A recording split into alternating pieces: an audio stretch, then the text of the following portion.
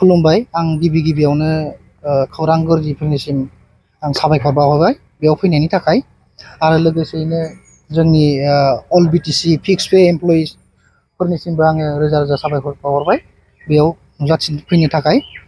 जे जोङो बेयाव दिनै प्रेस मिट खालामनो गोनाङा बेनो जाहैबाय जे जोङो थांनाय 2020 आव जोंना जितु थांनाय सरकारा जोंनो फिक्स पे एंगेजमेन्टनि थाखाय जितु जोंनो एपइन्टमेन्ट होदों बे एपइन्टमेन्टनि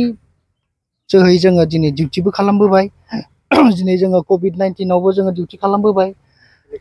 इलेक्शन डिउटिबो खालामबोबाय आरो सोरबा सोरबाथ' नै दिनै सोरबा जोंनि गेजेराव रुंसारिबो जालांबाय थ' दिनै जों दिनैसिम नै दिनै सारि बोसोर जाबाय जोंहा दिनै बेथन गैया थ' बेथन गैयालासेनो जोंखौ सरकारा जोंखौ बाहायगासिनो दङ बेनि उनाव जोङो दाख्लै साननै सानथामसोनि सिगाङाव खोनाबाय मा जोंहा बिटिआरनि फरेस्ट इएम जा रनजित बसुमतारी सारखौ मोनसे निउस पर्टेलाव नुदों जेनेबा जोंनि जबखौ माने एक्सपेल खालामदों आरो माने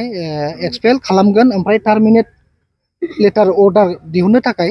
माने बुंदों आरो निउस पर्टेलाव थ' मानि जाहोनाव जोंखौ अब्ला जोंखौ सारि बोसोरखौ मानो डिउटि खालामहोगारखो बै समावनो टार्मिनेट खालामोन आरो इलिगेल होननानै बुङो जुदि इलिगेलबा बै 2020 नि सिगां जितु फिक्स पे मावनानै दंमोन बिसोर बोरै बेथन मोनबाय थाखो आरो बोरै बिसोरना रेगुलार जाबोखो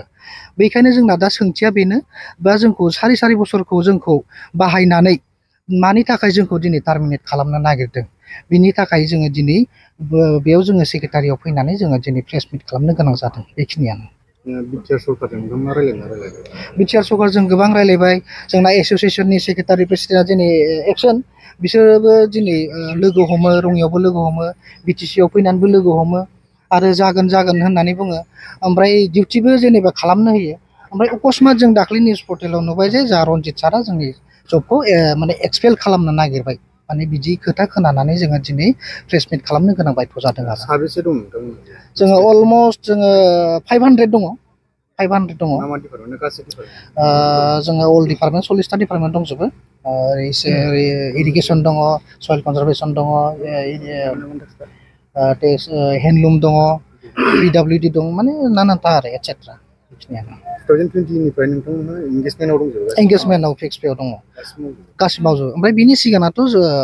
सिगांनि सरकारा बेथनखौनो होबाय दङ जोंथ' जेनेबा रेगुलारनि थाखाय जोङो जांख्रिखांबावाखै जोंनो सेलारिखौल' हो जों जिथु खामानि मावबाय दं बे खामानिनि बिनिमयखौल' जों मोननांगौ दा बे रेगुलारनि थाखायथ' जों उनाव खारखागोन रेगुलारखौ जों नागिरबावाखै जाहाथे जोंनि फिक्स पे जाय इमप्लयि बिसोर जाखिनि मावबाय दं बेखिनि मावनायखिनिया जों दरमाहाखौ मोननांगौ आरो खेबसे मोननाय जायाखै आरो जुदि बेयाव जुदि जोंखौ टार्मिनेट खालामनो गोनां जायोब्ला जुदि खालामोब्ला जोङो थारमाने ओरैनो जिरायना थानाय नङा जोङो आन्दलन खालामनो गोनां बायथ' जागोन आरो बे समाव आङो जोंनि दा गाहाय मावफुं सोद्रोमा बिटिआरनि मानगोनां सार प्रमद बर' सारखौ आङो खावलायो जाहाथे जोंनि साख्रिखौहाय टार्मिनेट खालामाजासे लाखिनानै जोंनो बेथनखौ होयो बेखिनिखौनो आं खावलायो सारनिसिम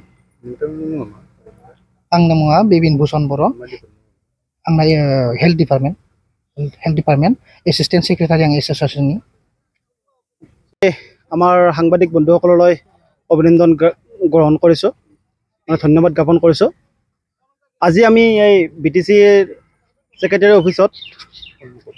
মানে সন্মুখত উপস্থিত হৈছোঁ এইকাৰণে আজি কিছুদিন আগত আমাৰ আপোনালোকৰে বড়ো মিডিয়াত আমি পাইছোঁ যে আমাৰ বিটিচিৰ ইয়াম ফেৰেংগা মানে ৰঞ্জিত বসুমতাৰী ছাৰে আমাৰ যিবিলাক চাকৰি আছে আমাৰ যি ফিক্স পে 2020 এই চাকৰিবিলাক আমাৰ এক্সপেল কৰা বুলি এটা নিউজ পাইছোঁ সেই ৰেফাৰেঞ্চতে আজি আমি গোটেইখিনি আহি ইয়াত উপস্থিত হৈছোঁ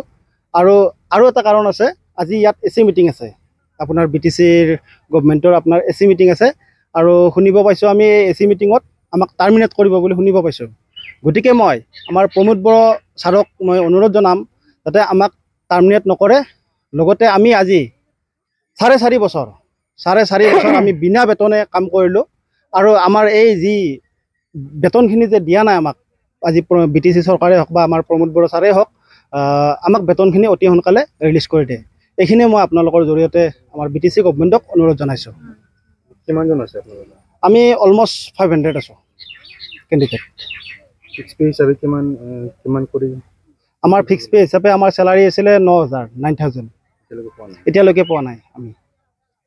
মেমৰেণ্ডাম তেনেকৈ দিয়া হৈছে? মেমৰেণ্ডাম বহুত দিছোঁ, হিচাপ নাই আপোনাৰ। চিফ ছাৰক যে কিমান বাৰ লগ কৰিছোঁ সেইবোৰ হিচাপে নাই আপোনাৰ, কিমান বাৰ যে দিলোঁ। কিন্তু চিফ ছাৰে কয় যে হ'ব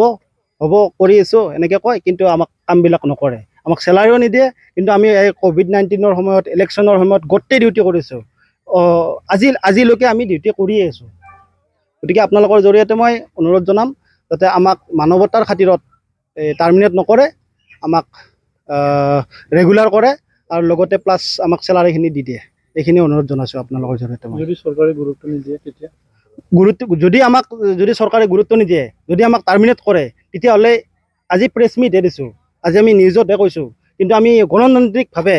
জংগী আন্দোলন গঢ়ি তুলিবলৈ আমি বাধ্য হ'ম অল BTC-ত।